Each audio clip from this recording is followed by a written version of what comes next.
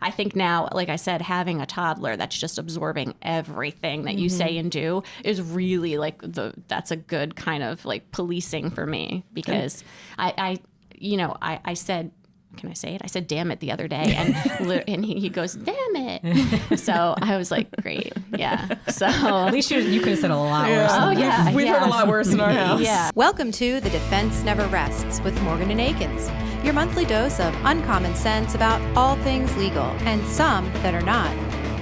Hey everybody, welcome to The Defense Never Rests. I am your host, Patricia Baxter, and today we are talking about, I hate to say it, work-life balance. I mean, isn't that the phrase everyone uses? It's so much a fallacy, but it's something that we need to talk about.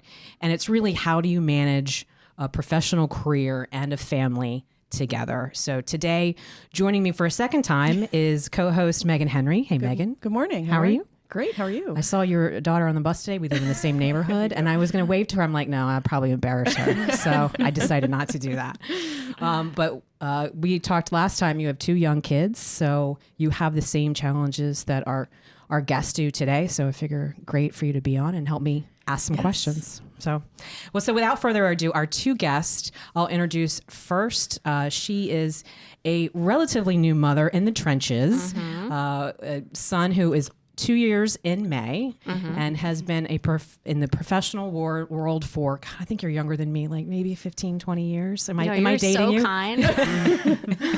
Well, without further ado, she works for the Graham Company. She is the senior claims consultant, Kara White. Hey, Kara. Hello, I'm doing well. How are you? I'm so excited that you're here. I'm excited to be here. So I'm interested to get your perspective, because my daughter's 7, so I've kind of already gone through what you've gone through, and you forget. As you get further out, you forget. So I'm excited to talk to you. Yes. And then the second guest, who, God bless him, I pulled him on this morning to come on the podcast because I wanted a male point of view. This is not just a female issue or a mom issue. This is a dad issue too. He is our newly appointed insurance coverage leader, and he has been practicing for about 20 years. Scott Rybny. Hey, Scott. Good morning. How are you? I'm good. How are you? Good, thanks. So happy you were like so gung-ho. You're like, sure, I'll come on. Like, absolutely. Great. It is very courageous of you to come on with no prep, no warning. I was just like, come on. So let's start. Kara, I'll throw this to you. Walk me through your professional legal journey. Okay.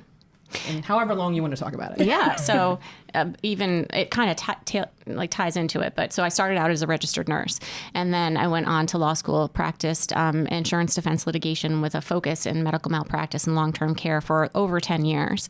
And then I made the move to the Graham Company, which is an insurance broker. And there, as a claims consultant, I kind of parlay both the legal background and, insurance knowledge into assisting our clients. So I've been there for about, I guess it's over 6 years now. So, yeah. And that's where you started a family, right? I mean, yes. At the Graham Company. At the Graham Company, yeah. So your perspective is interesting, because you'll have the single life versus the married children life. The non-single life, yes. What about Scott? What about you? Tell us about your journey. Well, I've kind of come about full circle. I've been an attorney for 20 years, started downtown here in Philadelphia. You and I practiced for a little while together. That's right. Doing the coverage work pretty much my entire career. Got married to a first grade teacher, moved my practice out of the city, joined some county firms, thinking that was going to be more conducive for the family, the work-life balance we were hoping to have. Turned out county life wasn't so different than a lot of traditional, stereotypical center city firms. So here I am back down in Philadelphia, reunited with you. 3 kids later, a 12-year-old daughter, a 10-year-old son, and a 4-year-old daughter, and having a blast all along the way. Yeah, that's awesome. I love it. Let's start with, take me through what your day looks like. I'll throw this to you, Kara. Okay. Give me a day in the life of Kara White. Okay. So alarm goes off at like 5. Maybe I hit snooze a few times. Get up, coffee, Definitely. First things first, coffee, a little bit of news on my phone and things like that. And then I basically try to get my son's stuff ready, his lunch for daycare. Then I, try to get some of my stuff ready, shower. I try to do all this at warp speed before he wakes up, because then all bets are off. Yeah. And then, taking care of him in the morning, and it's getting increasingly more difficult because he's like, nearing the 2. I was telling Trish, like he's, nearing the age of 2, and he's got a lot of opinions and how things need to go. And, telling you those opinions. The routines are getting longer and longer of what we need to do. So it's not like when he was an infant and basically just like, a loaf of bread that I had to get dressed and put in a car seat. Yeah. So now he actually cares what he wears. Yeah.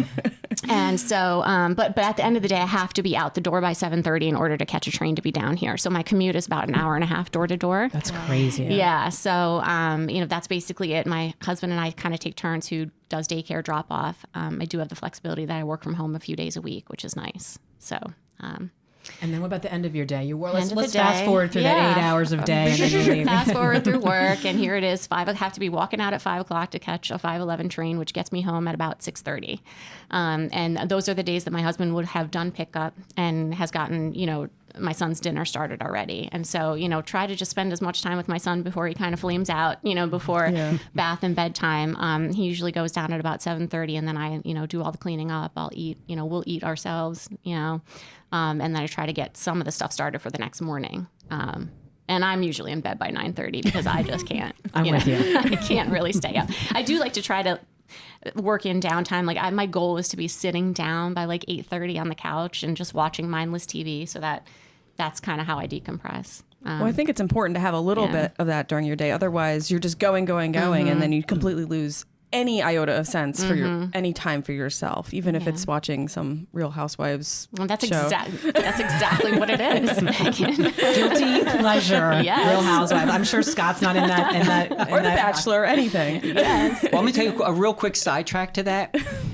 So I'm sitting here waiting for jury duty the other day and filling out the questionnaire, and one of the last questions on there is, what is your favorite TV show? And I had a complete blank. I said, when was the last time I actually sat down and A, watched a show I wanted, and B, actually got into it for a while, because the kids monopolize the TV the whole time. So it's like, what am I going to put down there in terms of the show? I'm like, all right, if I put down something my 4-year-old watches, it might go one of 2 different ways. It might get me on, or it might get me out, or... Well, what about your day? What does your day, an average day in the life of Scott look like? My day starts around the same time as yours, maybe a little earlier, because my 12-year-old, her bus picks her up about 6:40 in the morning. So usually I'm up by about 5, a little before 5, so she can get into the shower at about 5:20, and then my wife usually gets in afterwards. The 4-year-old is usually up somewhere around that 5:30 hours, so it's literally wake up, shower, everything's moving, and I'm going to throw the one caveat in, like, that's the fall and the winter, because in place of TV, I like to run, do marathons, do triathlons. So come spring and summer, then my day backs up by about half an hour to about 4:30 in the morning. Oh my God, that's crazy. To get everybody out the door, my youngest at daycare. So I feel your pain there. And then make sure everybody's lunches are ready, dressed outdoor, the homework is done. All while starting this process in the beginning of it, because a lot of the clients I deal with, their days start by 7:30 in the morning, and I know that if I want to get in touch with them, that's usually going to be the best time for me to be able to reach everybody before their phone is ringing off the hook, and I can actually have like a really productive conversation. And then, when I'm down in here, it's driving into Philadelphia, because I don't have as much patience as you for waiting for that same train at the end of the day. And I definitely don't have patience. I've done more than my fair share of either running for the train or missing the train, and then you have to wait another hour for the next one to get out there. And I don't want to miss that time with the kids at the end of the day, in part because they've got to be run in 8 different directions between all of their different activities, and then just to be able to have some semblance of downtime with the family. So that's one of the questions that I wanted to talk to you about, is how you handle that commute. Because how long is your commute? It's the same length of time. If I take a train, it's about an hour and a half, hour and 40 minutes. If I drive, it's probably about an hour and 10. Yeah, and like Megan and I live in New Jersey, and it's only 18 miles, but it can take an hour and a half depending on the traffic. So I drive too, but I try. How do I make that drive productive? Because it's for train. I imagine. Do you make it productive, or do you use it as downtime? Both, Yeah. honestly, and it sort of depends. But a lot of times in the morning, I'll try to make it productive, get a jump on people that have emailed, the evening before. I do a quick glance at email at night as well, but I try not to really engage because then I can't shut my mind off. Right. So I'll try to, just get a jump on emails. But there are times that I definitely am like ordering groceries online to be delivered or, whatever. But that's all productive. Yeah. Yeah. That's not unproductive time. Yeah. And I might try to work a little bit on the way home on the train as well, but usually by then I'm sort of, kind of transitioning out of the workday and sort of getting, in the headspace to do the home stuff, the job number 2, when you get home. So I'm with you. On the train in the morning, I'm more productive. And then the afternoon, I call it my Candy Crush time. Even though I'm not playing Candy Crush, I kind of use it as my, I'm going to go home and there's going to be a whole whirlwind of activity that I'm going to have to deal with. So let me just calm down for 30 minutes before I get there and have to deal with the next section of chaos. And what I started doing, actually, I used to take the train all the way. I live up in near like Lawrenceville area. So I used to take the train all the way, but I now drive down to Cornwalls Heights off 95. So I have about like a 40 minute drive to like a 40 minute train. And the reason I did that is because, once my son got into daycare, I was nervous about, if I had to leave here quickly, I know I can get an Uber to my car, as opposed to, I'm not sure Uber drivers would want to go like, all the way, up that far into New Jersey. So I started doing that. And it does break it up a little bit.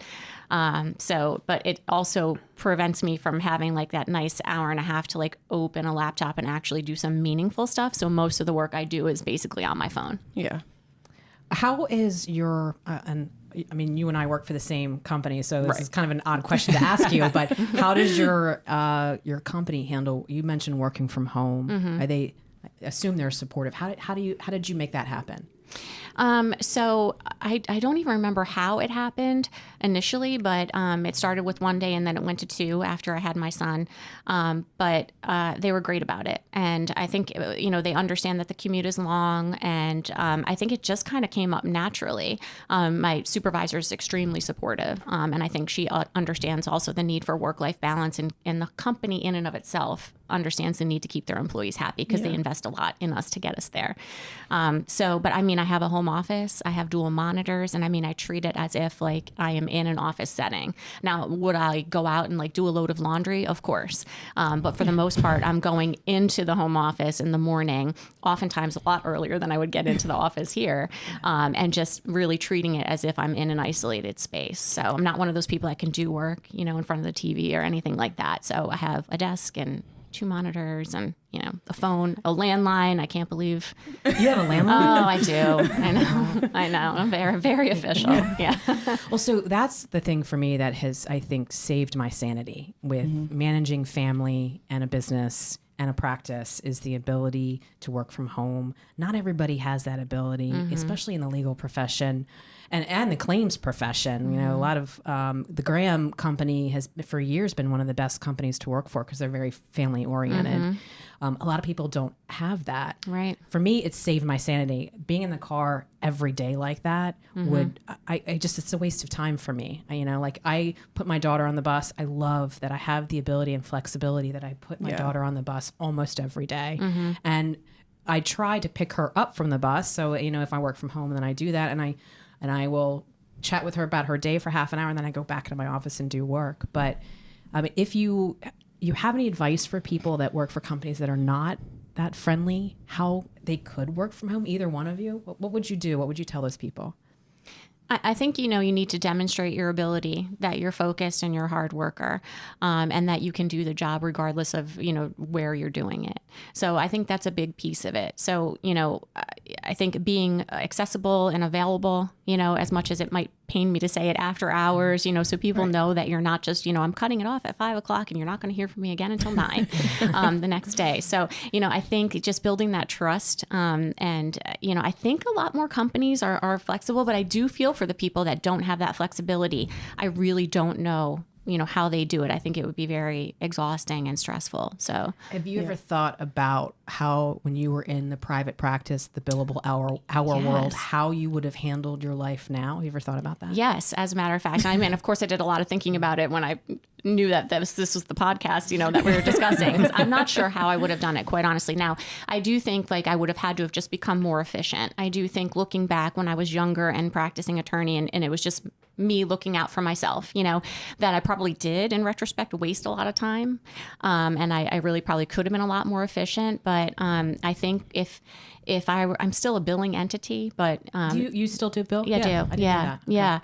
yeah. But the litigation, and the part of it and being on trial and stuff. Like I think you have to have a really strong support system. You have to have a village, and just the day-to-day billing hours. I think you have to do what you guys do. I think you have to sort of multitask. I think you have to, be taking calls in the car. I think you have to probably dedicate some time after kids go to bed to just do a little sweep of the email and see if there's something that, the low-hanging fruit that you can like knock out, So I think that's probably what I would have had to have done. Yeah. Can I just jump in here real quick? Because at a couple other firms, I actually had this discussion with some folks because they were so against the idea of people working remotely. Right. And it really came down to, I think, three things ultimately at the end of the day. Number one, some people, even the lawyers, were steadfast in their belief that the law doesn't allow them to have employees work remotely. So I actually took the time to look into it, all the different issues that could go on. I said, no, yes, it does. You can. The other problem, and I think this is really gets to the heart and maybe even some problems within the individual businesses, is there was a lack of trust with the employees. That so true. Yeah. If they're not in the office and where they can be seen, they're goofing off and they're not going to be doing the work. Well, my response to that is, if you don't have that kind of faith in your employees, then you probably have the wrong employees. Right. Or maybe you need to do a little more self-inflection on yourself to say, what kind of leader or manager are you? Because honestly, I've at a bunch of different places, seeing people who are in the office for 8, 9, 10, 12, 14, 16 hours a day, they're productive at most 5 or 6. Mm-hmm. And the rest of it is just wasted time being here. Yeah. Mm-hmm. So that they're not really utilizing the resources to the best of their ability. And then the last part, and you hear me talk about this all the time, it's the technology component of it. To be able to have the ability to work remotely, whether it's on a phone, on an app, on a desktop, from anywhere in the world, has really changed a lot of the way that we do business. I mean, you talk about, what do we do with the commute in the morning? I may line up on just a little scrap piece of paper. Yes, I still use some of those.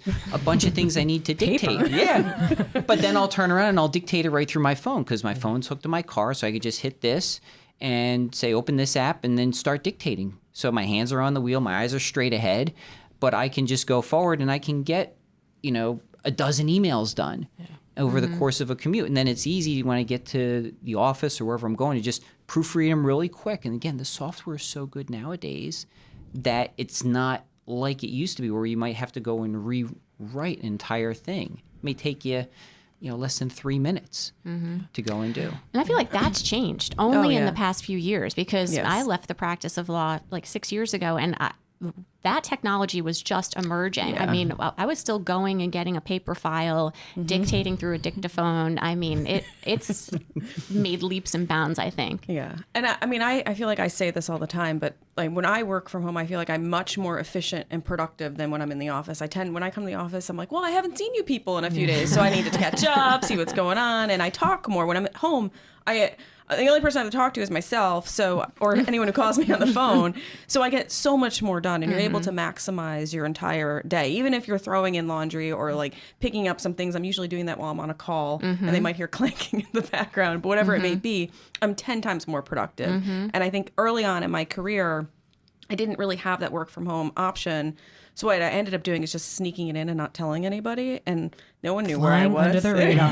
Yeah. No one asked because you're always out of the office going to court and doing this. So I just started pushing in one day a week that I'd be home, and as long as I was getting my work done, no one raised an eyebrow, no one knew where I was, and I just eventually expanded it, and now like I'm home probably 4 days a week, Oh, wow. and I get a That's lot more great. done. Yeah. Yeah, I would say I think the attorneys in our office that work from home consistently, like the 4 days a week, they crush it. Like, I have been told in my career, other firms like you, Scott, this is not a work from home profession. I'm like, yes, it is. And actually, it's probably one of the best kinds that you can work from home, especially with technology. So, how do you handle sick days when your kid is sick? Cry Yeah. Yeah. when you get that call from daycare, and you're like, no, Yeah, I live please in just be calling fear. that they fell and hit their head. See, here's the big wild card with that. It's what does your spouse do? You know, how much flexibility does your spouse have? Like, as a teacher, my wife only gets X number of days per year. That's me too. We're both married to teachers. Yeah, so so we and at least in our house, we try to keep those for, the doctor's appointments, or like when something really bad hits, or if I know I've got to be on a trial and I say, okay, I can't rearrange things for that. Otherwise, typically in our house, it's whoever touched the sick child first. You're stuck with them until that child's better. I like that rule. You guys are like quarantined. It's like tossing a hot We've potato. literally got like the quarantine room, so to speak, where it's okay, I'll be in there, or my wife will be in there with the TV and whatnot, and they're away from everybody else. But with 3 kids, something like the stomach bug hits, you don't want that running through the rest of the place. Yeah. What about you? How do you handle sick days? Yeah, I mean, so my husband's an attorney in a corporate setting, so he has some flexibility. But it's funny because in the beginning, when we both weren't used to this, it was sort of like the discussion of like whose job's more important today. But we sort of just kind of take turns. I mean, honestly, but it depends on what's on our calendars on any given day. And I do have the ability to make a phone call and say, I'm sorry, I have to work from home today as opposed to tomorrow because I have to stay home. I do try to be really judicious, though, about, using my sick time. We have a generous benefits package. And so, I'm honest. I mean, if I really only get 4 hours of work done, I'm taking a half day PTO. Like, I'm not abusing it because, I just feel that it's important to maintain that integrity of the process, too, and not just like, quote unquote, work from home. No, if I'm really only getting half a day in or not a day in, I will take it off. But I just, I firmly believe that that's a big part of like building the trust too. Yeah, you maintain that trust, Yeah. so when something really does hit the fan, they believe you when Right. you have whatever happen. Right. So let's talk about activities. I know Jack's not into activities yet; he's not even 2. But how about you guys? How do you handle activities? Room parents or sports? Or Well, you have a lot of activities for your kids. Oh my gosh. Your kids are all over the place. We're going 6 days a week with activities, right? And during a sports season, there's something going on every day of the week. But, as I tell everybody, it's the best time. Yeah. I would never miss one of my kids' events. And growing up, I had a father who worked 6 days a week. He would go into the office on Saturday mornings, but he always made every one of the things that I had. And I say, that's the things I remember most. And I always want my kids to be remembering that as well. But it all comes down to really how organized are you? And then how flexible can you be?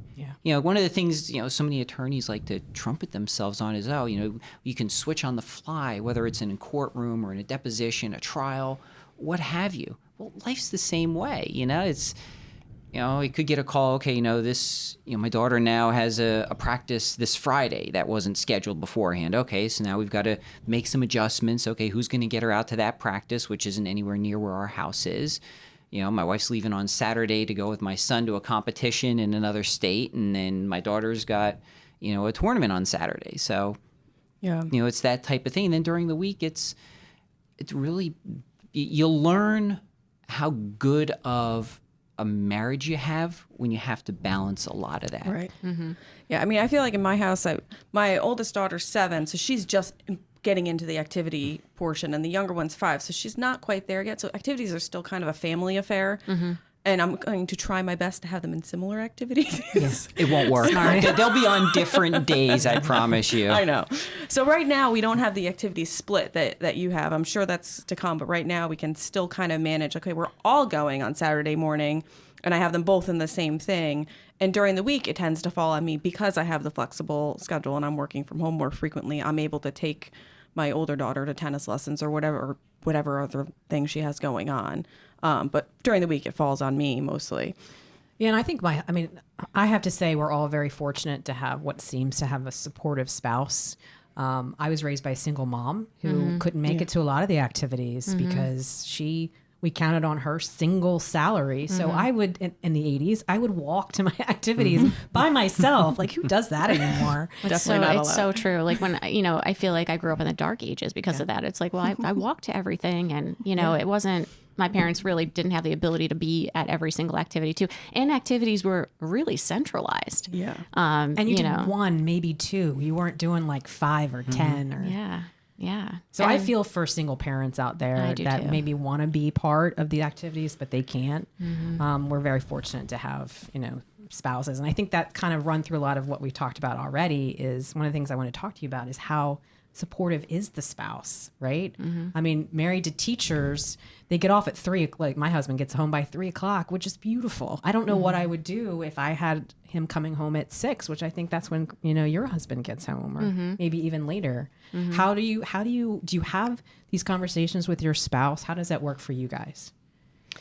Yeah, I mean, so my husband actually works from home 1 day a week. So between the two of us, there's 3 days a week at home, which is good because that kind of covers pickup and drop off and things like that. So that just naturally fell into place. I typically do most of the, cooking, cleaning up, although he will pitch in and he typically does most of the take out the garbage and things like that. And I hate to say it, but I mean, we've just fallen into those gender roles. But he really, he's really hands-on as a father and has absolutely no problem, diapers, baths, anything like that. So it really works out well. That's great. Yeah. And I mean, it just, I knew that about him. Because he has an older child. So I knew that about him going in. And it really has just, it's been great because I don't know how people that have to kind of do all of it do it all. And that's what's great about you and I. So we're both stepmoms and we sort of got a preview into our husband's dad skills before we signed up for marriage. How about you, Scott? How do you guys balance that? I'm very fortunate because my oldest is awesome. At 12 years old, she will step up and do whatever we need her to do. So you actually have a third. I really do have a third set of hands there, just not behind the wheel of a car yet. But in terms of everything else that when does that happen? In Pennsylvania in 3 years. Yeah. Okay. But no, I mean, it does help out a lot. And a lot of it is really just flipping off on the fly. Okay, if my wife's had a rough day, then it's like, okay, I'll take the youngest up, get her in for a tub there. And then everybody else, it's like, you do this, you do that. Okay, boom, boom, boom, and it's done. It's not like a military household. I don't want to give that impression. But everybody kind of knows what they're supposed to be doing now because they see us all the time going and just kind of very organized and regimented. I mean, I feel bad for people, and I don't know how they do it, who don't know like what day of the week it is and what's going on, because to me, that's the type of thing that would stress me out. The amount of activities doesn't, but we work very hard to try and get the kids into a schedule and say, okay, when you have to do this. My son's got practice 3 days a week for his sport. He's got maybe a half hour between when he comes home and when he's got to be running out for it. So it's like, okay, if I'm not around, it's like, here's something that's already cooked. You can go reheat. So he knows, come home, change, eat. Someone will be by to pick him up. My daughter gets home half hour beforehand, so she can help out there. And at least they've got the two of each other to balance out. And my wife gets home half an hour or an hour later than your husband, so it's really into that crazy time period here. What about local family members? Do you have any in-laws, grandparents, siblings, or anyone that's around to help out with a day by day when, say, you and your husband both have conflicts and you just can't make the pickup? So my in-laws are about 30 minutes away from us at home. So my mother-in-law is our emergency, pickup contact. So I mean, I bought her a car seat, and she's the go-to, and they're retired. So, but they love to travel. So it's I mean, I want to travel to you, or just not travel around. They love to travel in general. Yeah. So sometimes you run the risk of them not being available. My brother-in-law also is in the same place that they are. But other than that, we come from big families, but just not a lot of people are right here. And I'm pretty envious. I see people in my neighborhood that are like, oh, my sister lives down the block and my parents are there. I'm like, oh, that must be nice. I'm so people jealous. are in walking distance. But yeah, so I mean, we do have the the emergency people in place, but I really am envious of people that have the family members that are really close. So true. We don't have any, just by the practicality. My mother-in-law is 91 and has MS. She just can't do that. Right. And my mom lives in South Carolina, and we just don't have that family support. So it's tough. I see people are like, oh, I'm going to call my mom or my mother-in-law or my brothers and sisters for babysitting. I'm like, oh, I would love to have that. That's tough. The only thing that bothers me a little bit about, the people who do that, and let me caveat with this, we have both sets of parents relatively close by, like within a 20-minute drive. Faster if it's an emergency, they can get there, at least I know on my side, but we don't abuse it. It's okay. Right. If we're completely attached with something or something really big came up or someone is sick and neither one of us can take off, then we'll call in the troops, so to speak.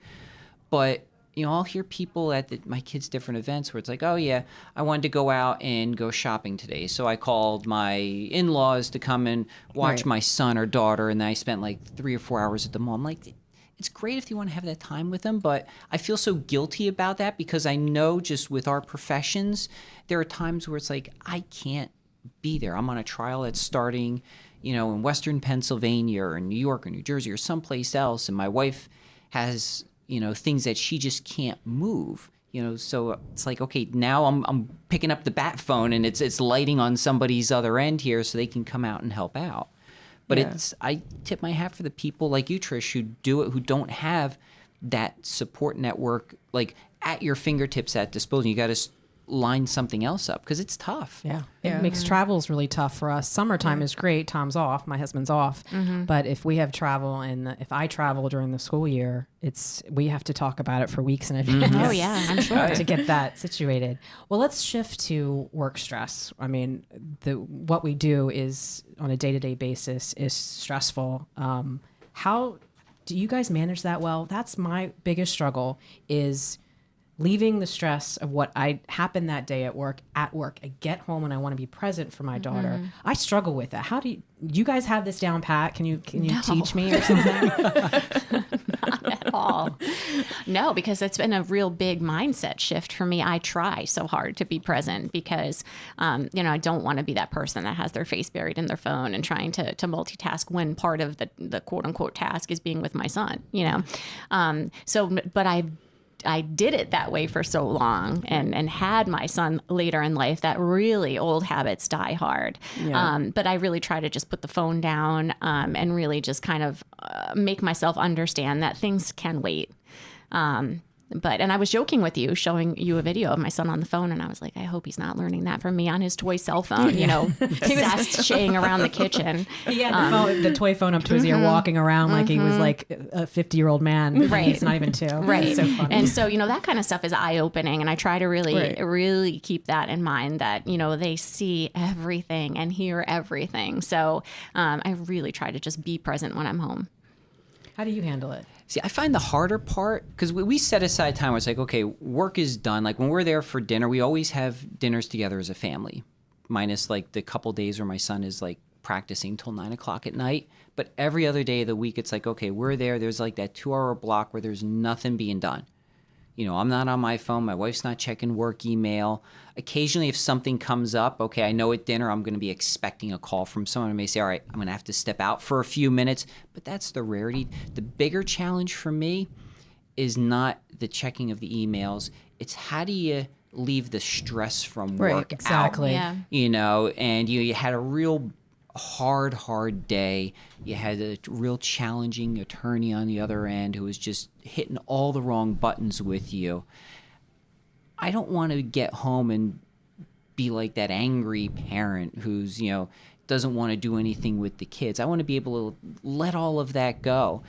And I joke with my kids. That's why I go to the gym. That's why I work out so much, so I can literally get it all out. And it's really coming to home now with a teenage or soon-to-be teenage daughter who's getting into all of that and now starting to feel like different stress in her life, but real stress, to say, okay, here's what I'm doing. Will you see me disappear into the basement, to ride on the bike or go on the treadmill or do something? I got to get it out. All I need is like 15, 20 minutes and I'm good. And then I can go back, I can join everybody. It's like, okay, now we can go have fun. I can run around with the kids, do all stuff that kids should be doing. Right. And they see you have a healthy outlet to your stress. Right. Yeah, I think I struggle with it. And when I'm having, yesterday I had a really good day. I had an awesome call with a client. I was like one of those wow, I really crushed it, right? And I don't get those a lot, but I really felt good about it. And I went home and I was an awesome parent. I was in tune. Me and Kaylee were eye to eye. I loved it. And then there's days where last week where I have the opposite situation where you're dealing with a very difficult plaintiff's counsel, or maybe you'd be dealing with a difficult insured, somebody who's really not happy with whatever's going on. And it takes a toll. I love to be the person that has that emotional intelligence to just cut that off. But I get home and I have that angst still in me and I can feel it. So maybe I need to get a bike in the basement or something. I have a treadmill upstairs. So how do you you work out, right? I do. I mean, not as much as I'd like to, but I do feel that definitely helps. Honestly, sometimes I just have to bounce things off my husband. I was doing it last night. I didn't want to talk about work at 9:00 at night, but I was like, I just need your opinion on this.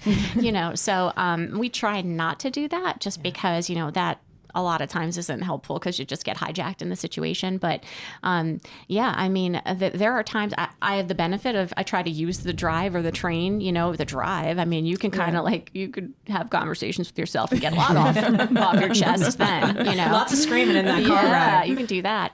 But, I try to find outlets so that when I walk through the door, I'm not bringing it through the door with me. I'm not saying I have that perfected by any stretch of the imagination. And I'm sure if you ask my husband, he would tell you that too. So it's a work in progress, definitely. But I think now, like I said, having a toddler that's just absorbing everything that you say and do is really that's a good kind of policing for me, because I said, can I say it? I said, damn it, the other day. And he goes, damn it. So I was like, great. Yeah. So at least you could have said a lot worse. Oh, yeah. We've heard a lot worse in our house. Yeah. Oh, I mean, I'm not saying those words don't exist in our house too, but I mean, the idea that he echoed it right back to me, I was like, and here we go. Yeah. So.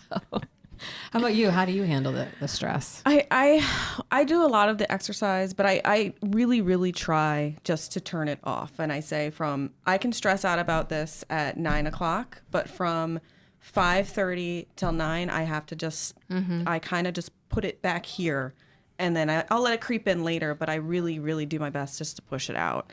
Because I've noticed there's been other times where I have that feeling and then I snap, or I'm really impatient, or I get impatient with something that I wouldn't normally get impatient with. So I do the best I can just to put it in the back of my mind and say, I can't do anything about that right now. So I'm going to deal with that later. It's not always perfect. Yeah, I got to work on that myself. What about the billable hour? You are still, and that's one metric that you're still involved with, but how do you guys, does that stress you out as far as billable hours and your family? After 20 years, you're like, I got it down. Ever since I started practicing day one, all I've done is the billable hour. So it's as normal to me as breathing and walking and eating right now. It's just part of my life. It's part of my job. It's what I do. For the new people coming into it, I could see where that would be stressful, because they spend so much time worrying about the time that they're losing more time with it. Yeah. What's your practice? Is it you have a certain number that you hit every day? Do you have any habit that you... I'll be honest, I focus more on the tasks. I worry less about the number and more on the amount of work coming in and the quality of the work going out. Because I find that if you have enough work, and this is what I used to tell young associates all the time when I would be working with them, is when the work is there, the hours flow. If you're doing your job and I'm doing my job to make sure the work is coming in, you don't worry about the hours. You keep track of them, and you'll have whatever number you need and then some by the end of the day. And as long as you recognize, okay, There may be some days where it goes a little lower. There are going to be some days where it's a little higher. But if you try to have self-imposed metrics on yourself and say, okay, you know what? I want to hit this number every month, or I know I've got a vacation I want to take in June or July, it's easier for me to add an extra 10 or 15 hours a month now so that I can take off that time and not have to worry about it. How do you handle it, Kara? So, I mean, our requirements aren't, the same as, they were when I was an attorney. So, we still have to capture our time and bill our time, but it's a lot less stringent, I guess, in terms of how you do it. But, hearkening back to my days as an attorney, I think the biggest mistake that I would make is not, just entering the time when I was doing the task, because you leave a lot on the floor if you don't do that. Yeah. So my suggestion to, associates that are starting out, and when I used to mentor associates, I would say, just enter your time, at the same time you're doing it, or try not to, let more than a few days go by without really going back and reconciling it, because you really will not get that time back. And really it's, it's doable. I think, I'm not sure what everyone's hours requirements are these days, but it is doable if you really stay on top of it. Right. Yeah. Yeah. I remember when I first became a parent, I was completely stressed out and overwhelmed about making the time, because I was like, oh my gosh, before I had kids, I was spending so much more time in the office. Mm-hmm. And I think this goes exactly to the efficiency argument, or the efficiency discussion we were having earlier. I was spending so much time in the office and just like scraping by making my hours. And then I was like, what's going to happen? Like, how am I going to be able to do this? And then you find, well, you're just a lot more efficient and you're better about keeping on task. Now, am I perfect about keeping on task of billing for my emails the day they come in? No. Right, right. No, who is? But there is a track of those, and I can keep track of them. Yeah. See, and it's funny, for me, it was the exact opposite. When we had each one of our kids, and they were the infants, my hours went up, because the way we had it broken out was I would be up with the kids until midnight, 1 o'clock, whenever that last feeding was. Well, all they do is pretty much sleep and eat. So I would have, and there's a picture of my firstborn, like asleep in my arm with a dictaphone, like right on top of my other arm there. But that's it. I would have like a stack of papers on one side, I'd have her on the other, and I would just be dictating for an extra 4 hours. I'd go to sleep at midnight 1. My wife would have from like 1 to 5 or 6 or whenever the kids woke up at that point, and then she was on maternity leave. She'd be home during the day, and when she went back to work, we kind of kept the same thing. So at least we were both averaging about 5 hours of sleep a night. So it worked out, but again, it doesn't work for everybody. Everybody does different things. It clicked with our house. Yeah, I have a picture of you, like, your kids falling to sleep to your voice when you're dictating coverage opinions, which, God bless you, I think I'd fall asleep too, right? It worked with my third until she was about a year. And then when she woke up, I had to start dancing around the floor with her to like some chipmunk bebop music. But that was the only thing that got her to fall asleep. And I thought, God help me when this child gets older, because I already see the road she's traveling down here, and I know how this story's going to end.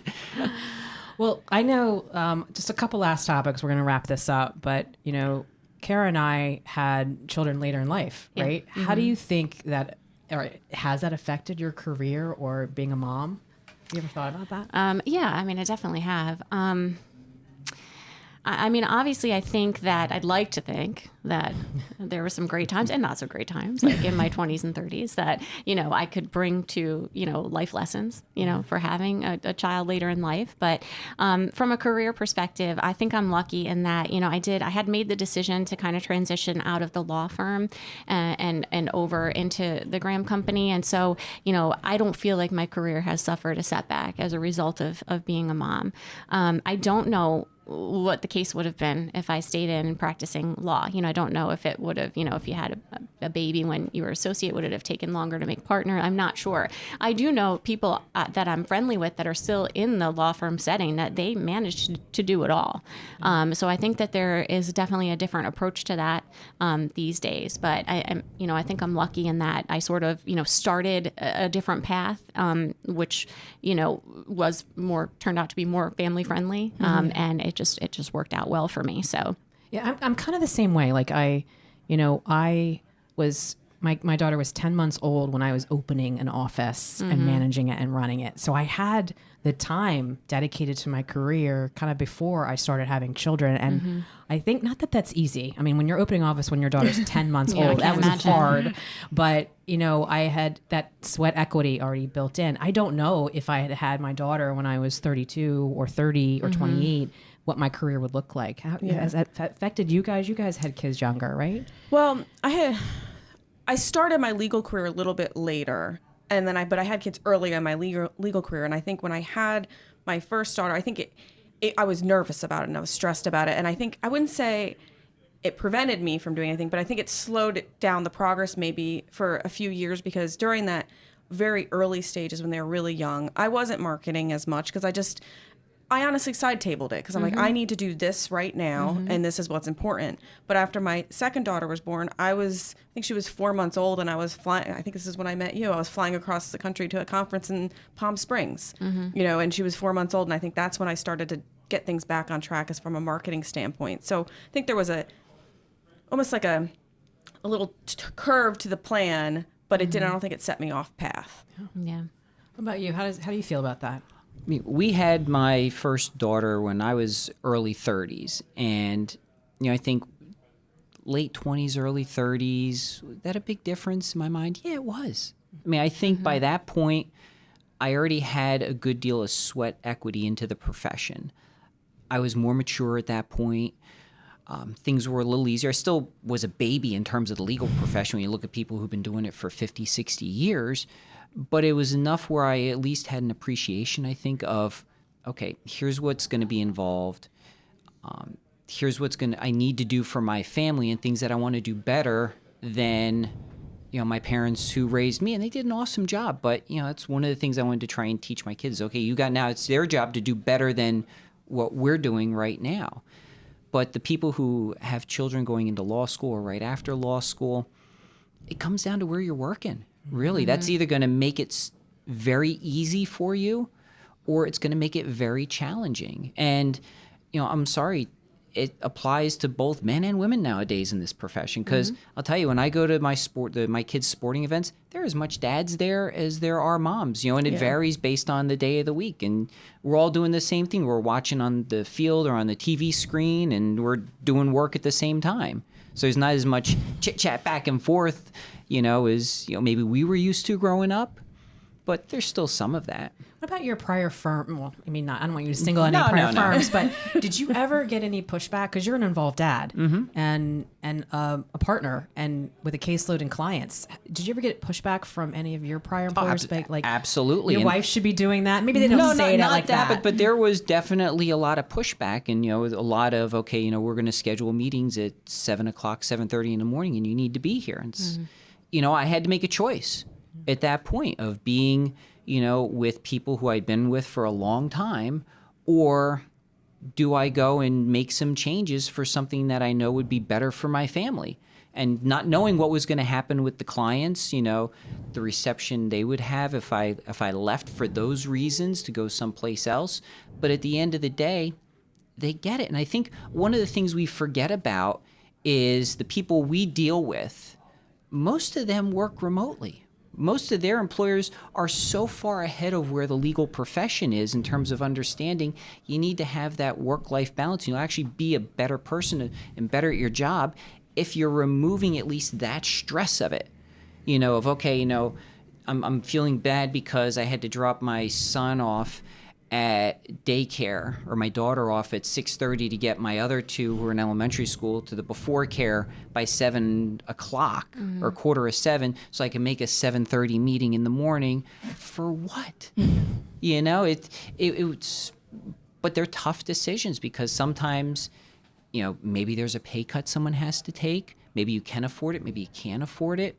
But the best advice I got right when my wife was pregnant with my first, and I got the same advice from attorneys I liked and the ones who we couldn't sit civilly at a table together, was that the one thing they all regretted, and they had this in common, they're older men, was that they didn't take the time with the families early on.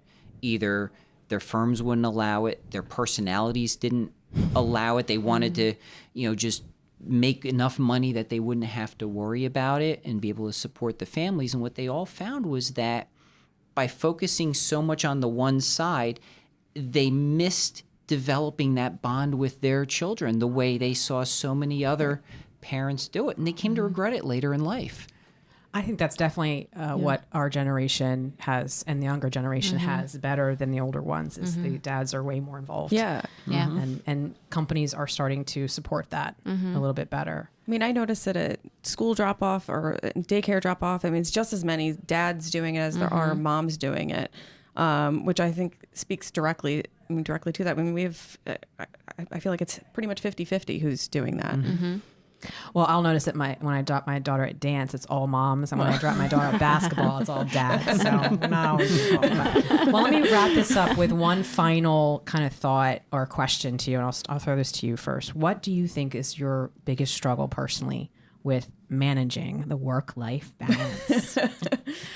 I think my biggest struggle is the travel that comes in with our job sometimes. I think, while I've talked about this before, like while I do enjoy having to, go away and have a quiet glass of wine without people like my kids talking to me, Or a asking couple me, quiet glasses of wine. it's a family She didn't say program. how big the glass is. Yeah, there's a deep debate of how many glasses of wine are in one bottle. 2. Yes. But while I enjoy that, the time leading up to that, I find to be very stressful because I have to make sure everything is in order. The pickups, the drop-offs, I have to make sure I know whatever weird school things coming up that they have their hat for Dr. Seuss Day or whatever it may be. So the travel I find to be the hardest part for me because there's a lot of planning ahead for it. And then while I enjoy having that time away, I can't wait till I get back because, it sucks to be away from your family. So I struggle with that. It's kind of like an internal struggle. Like I'm having fun, but I shouldn't be. And I want to get back. And then I get back and I'm like, oh, I want to go back away. Yeah. Never quite happy where you are, right? Right. How about you, Scott? What's your biggest challenge? My biggest challenge with that is the calls I sometimes would get from the younger kids. Because we switch off so well and everything runs so well when we're together, if I've got to go away for an extended period of time, the hardest part is when the youngest child will call up in tears. I miss you. I can't go to sleep at night. And it's just because the dynamic is thrown off a little bit. It's not that my wife isn't doing a great job. She's doing a fantastic job. But it's just the emotional piece of, because you never want to see your kids upset for any reason. But if it's, they just miss you at bedtime or something's happened at school and it's like, all right, I'm not there for it, or something happened at practice, good or bad, then it's that kind of guilty feeling. It's like, oh, I wish I could be there to help it out.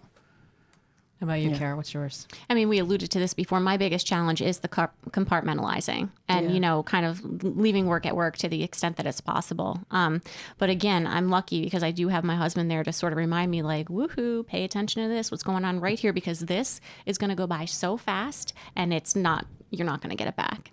But I really do struggle with that because for the longest time, I think maybe, Trish, you can probably relate to this, but before you had kids, everyone just expected you to be available and responsive because what else could you possibly be doing? Absolutely. You're a single lawyer. Yeah. You're in the office at 7 a.m. Right. or you're doing and, something wrong. I find my clients are more understanding, when you do have kids because they, a lot of them do too, and they know what it's like when you go home. But for me, it's hard to kind of turn that off and sort of just accept that like on any given day, I'm probably going to be doing a subpar job at something, in my mind, but, it's okay. But that's really what I think I'm struggling with now.